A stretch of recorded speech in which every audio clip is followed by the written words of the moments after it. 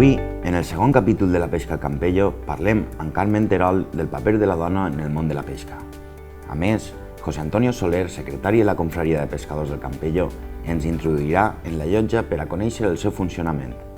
Es parlarà també de què és la confraria i del trasmall, l'art de pesca utilitzat per les barques que venen el peix a la nostra llotja.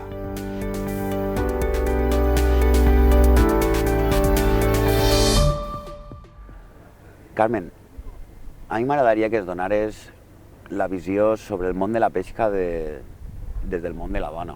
El món de la pesca sempre ha pensat que està protagonitzat per homes, que eren els que se n'anaven a la mar, però ací en terres quedaven les dones, traient endavant la família, els xiquets, i ens agradaria que es contares una miqueta com era aquella vida.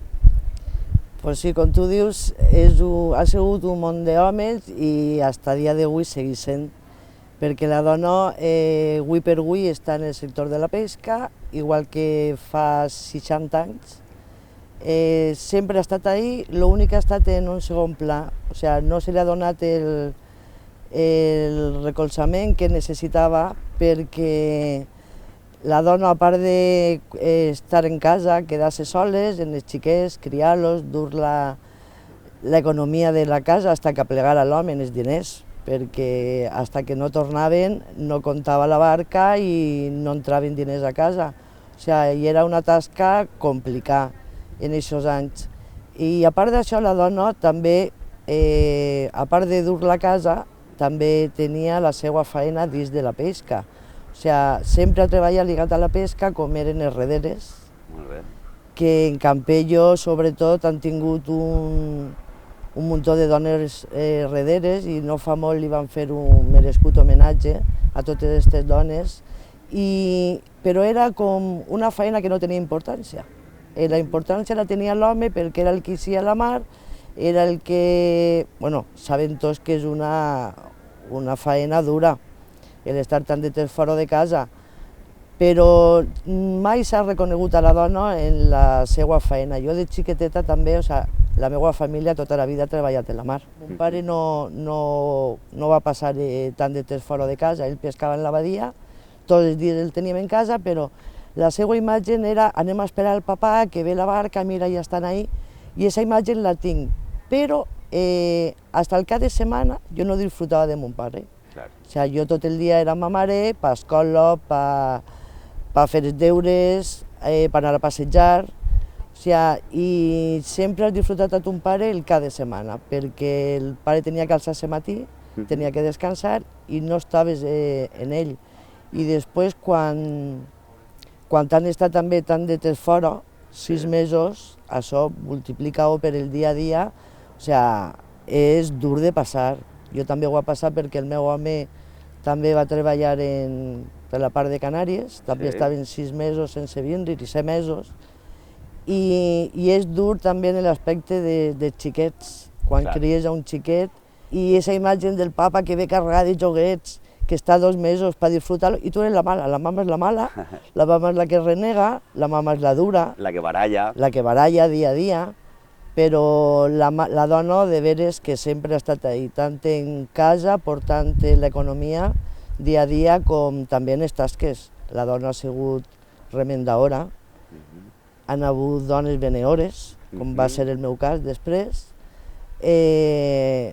estan les mariscadores, aunque aquí no es coneixen i aquí no es treballa, no es fa aquesta feina, i dia a dia també hi ha dones que ja són empresàries, són armadores, i beneores. Jo en el meu cas també, jo quan van dur la barca de nosaltres aquí al Campello, sabem que aquí la lonja, la venda està molt limitada, o sigui, no pots vendre totes les captures diàries, i estàs obligat a eixir fora, bé a Santa Pola o a la vila.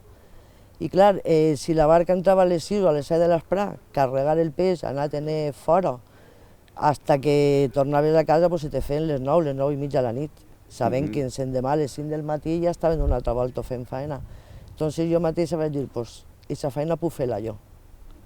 Entonces jo tots els dies deixàvem aquí un poquet de peix, en la lonja aquí del Campello, i me n'anava tots els dies a Santa Pola a vendre el peix. Sí que és veritat que al principi sí que el miraven un poquet, volen dir... Miraven raro, no? Sí, con una dona aquí en este món. I esta, què fa esta aquí? Claro, tampoc te coneixien, no eres d'allí de sa casa, però res, en seguia el fas en ells i la veritat que han sigut X anys i han treballat molt a gust, sabent que li feia un bé als de ma casa, al meu germà i al meu home, i la veritat que ha sigut una experiència que on ha disfrutat i ho ha passat bé. Sí. Que enriqueix. Sí. És meravellós veure, no? com les dones han lluitat durant tot aquest temps, en una època de més en la que no era tan fàcil com ara, no estaven tan reconegudes les llibertats, i sobretot a mi l'època qui sap que més m'impacta és l'època de les nostres iaies, sí. Sobretot quan tu eres petita, sí. La postguerra, els anys posteriors, en un masclisme molt arraigat i com les dones soles es quedaven quasi soles en el poble, no? Perquè aquí hi hauria moments en què el 70% dels homes no estaven en terra. Sí, jo també per lo que m'han contat, jo aquesta època no l'he viscut, però sí, aquí el 80% o el 70% eren pescadors. Eren pescadors i en l'època del Bonito que se n'anaven a l'Aratx i passaven temps fora de casa i després d'aquesta època van ser l'època d'anar a pescar a Marrocs.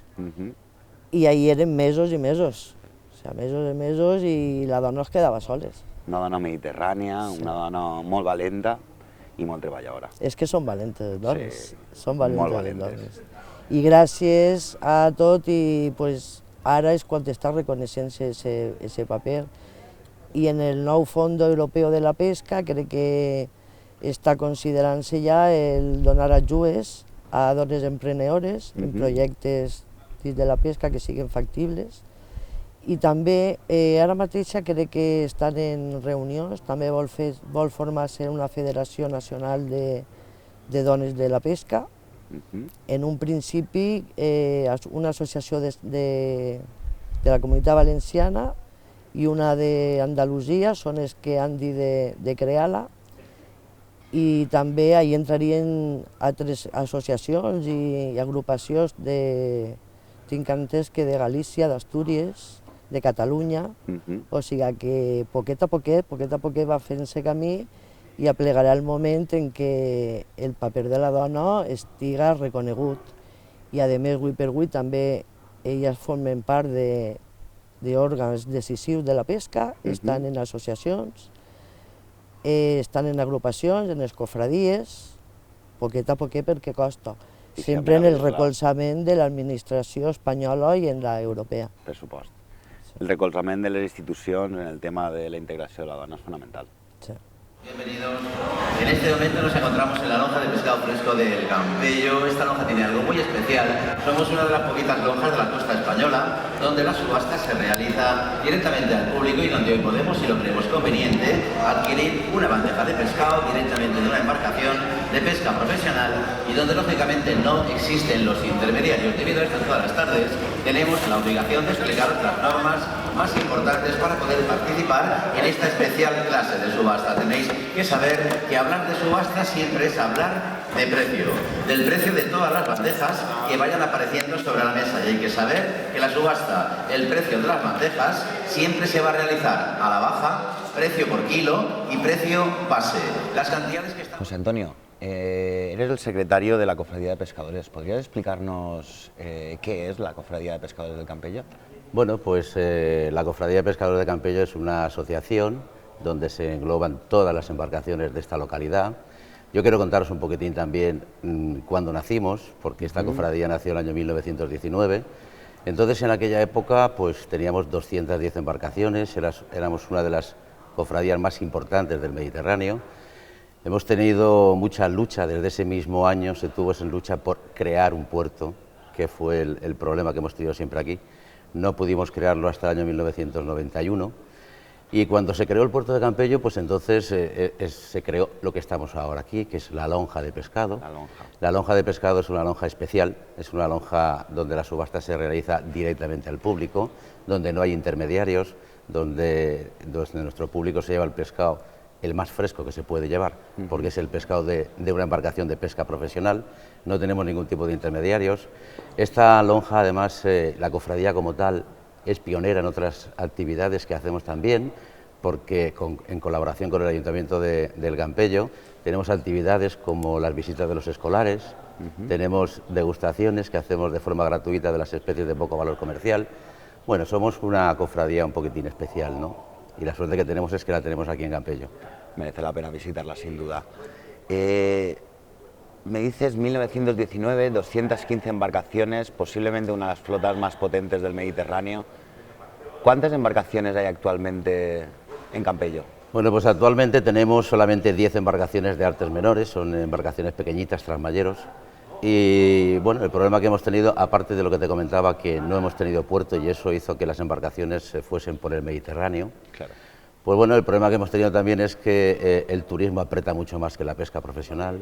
Nosotros estamos aguantando, como te contaba antes, porque tenemos una lonja muy especial, muy especial. Muy enfocada al turismo muy también. Muy enfocada al turismo también, con mucha colaboración por parte del Ayuntamiento, por parte de la Consellería, que eso es muy importante.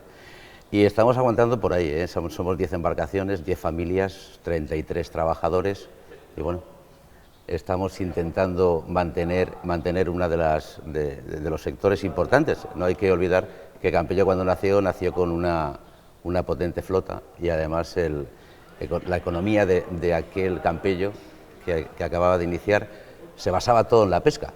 Nosotros fuimos pioneros incluso en aquella época de embarcaciones congeladoras. Sí. Trabajábamos había astilleros, había empresas de hilo... Teníamos de todo, teníamos una gran cantidad de... Bueno, la economía se basaba todo en la pesca. En la pesca, ¿no? Después, lógicamente, pues se ha ido perdiendo y ahora tenemos una cofradía muy pequeñita que queremos que siga siendo especial, y lo es, porque es muy especial por su forma de subastar, y vamos a intentar mantenerlo todo el tiempo que podamos. Me has hablado de que la mayor parte de las embarcaciones, por no decir todas, son trasmayeros. Es decir, que utilizan el trasmall. ¿Nos podría explicar qué consiste el trasmall? Sí, bueno, el trasmayo es una red de enmalle, es una red, imaginaros que en medio del mar lo que hacemos es poner una pared, que es la red, ¿no? Unos flotadores en la parte de arriba, bueno, se hace una pared y lo que hace las especies es golpear sobre esa pared, ¿vale? Las especies lo que intentan es escaparse, escabullirse, y lo que hacen es que se quedan enmalladas. Por eso se llama redes de enmalle, ¿no? Redes de enmalle o de trasmayo. Son los artesanales, es la red artesanal de toda la vida. Y por supuesto el pescado, yo siempre he escuchado que con el trasmall sufre menos que con el arrastre, que con otro tipo de artes está menos como maltratado, ¿no? Sí, además son redes menos agresivas, no son tan agresivas como puede ser el arrastre, ¿no? Claro, con el medio ambiente, mucho más respetuosas. Es mucho más respetuosa con el medio ambiente y bueno, el problema también que podemos tener es que en el trasmayo pues tampoco se capturan tantas especies, ¿no? O sea, son embarcaciones muy pequeñitas. Una pesca más selectiva. Sí, es mucho más selectiva, pero bueno, de todas formas seguimos teniendo pescadillas, salmonete, tenemos lenguados, tenemos palayas, tenemos canadillas, hay un montón de especies, ¿no? que todas las tardes, y lo veréis en lo que iréis grabando, pues se subastan todas las tardes aquí en la lonja de Campello. Muy bien, y nos podrías explicar, porque para el que sea novato o neófito en estas artes, cómo funcionan las subastas. Sí, bueno, la subasta en Campello es una subasta que es una subasta igual que cualquier otra lonja que se puede haber en la costa, ¿no? Pues la de Santa Pola, de Villajoyosa. Lo que pasa es que es distinto y diferente en cuanto al sentido y la cantidad, ¿no? Nosotros no tenemos la subasta que tiene en Santa Pola, que es una subasta que es todo electrónico, que van todo con mandos. Aquí es el subastador de voz, que quedan muy pocos en toda España. Yo creo que aquí en Campello y en Moreira son los únicos que hay subastadores de voz. Las cajas ya no son cajas, son bandejas de más kilo, pequeñas, de medio kilo, claro, para el consumo. Adaptadas claro, al consumidor final, que es el que viene todas las tardes a la lonja, ¿no? Entonces, claro, pues nosotros todas las tardes del año y desde el año 91 se realiza una explicación de cómo funciona la lonja, que es a la baja, que tienen que parar el pescado, que el pescado sale parado, que tiene unos gastos como también tienen en las demás lonjas. Bueno, es una cosa muy curiosa. Además hay mucha gente que viene no solamente a comprar, sino que viene también simplemente por verla, poder entrar a una lonja que está prohibida la entrada al público en general. Es una cosa que hay que venir a verla. Sí, sin duda.